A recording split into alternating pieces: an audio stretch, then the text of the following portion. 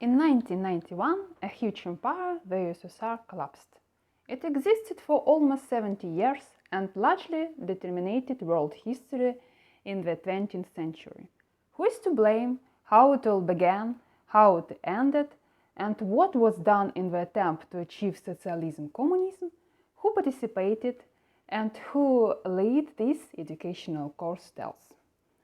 22 lessons with applications, original historical sources, diagrams, links to videos and articles will introduce you to Soviet history.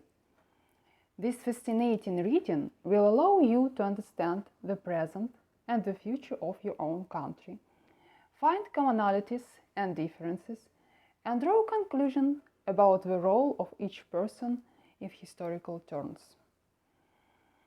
Many aspects of historical development are considered: changes in the political system as a result of reforms and revolution, transformations of economic life, foreign policy.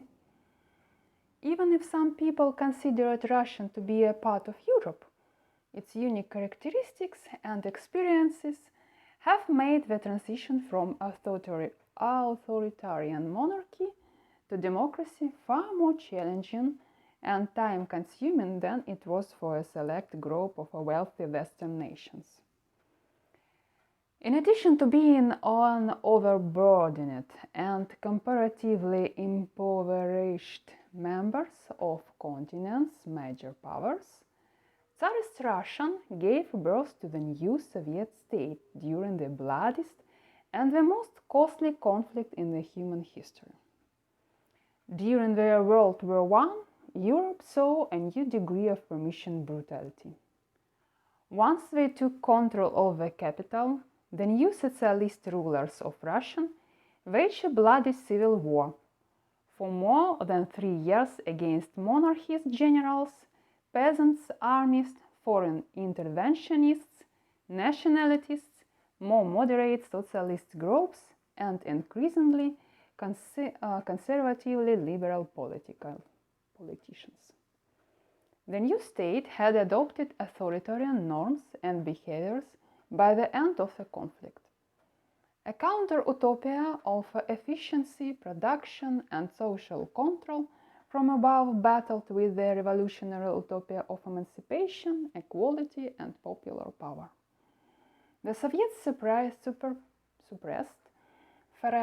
faction with their own party, eradicated alternative political parties, and foolishly claimed that their dictatorship was a better kind of democracy than the one found in the West.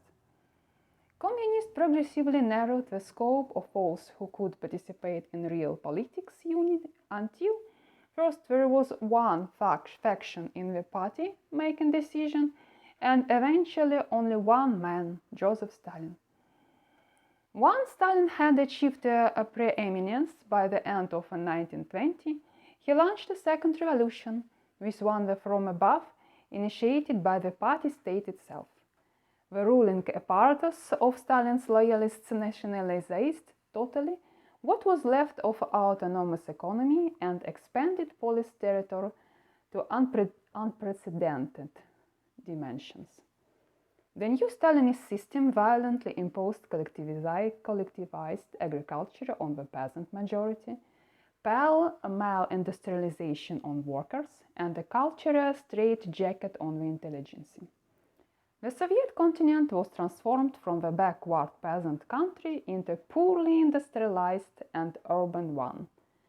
The Stalinist years were marked by the deep contradictions: visible progress in industry accompanied by devastation and stagnation in agriculture, a policy regime that saw enemy everywhere at the time when millions energetically and enthusiastically worked to build the idea of socialism, cultural revival and massive expansion of literacy and education coinciding with a cloud of censorship and the adoption of the most democratic constitution in the world, while real freedoms and political participation evaporated in memories.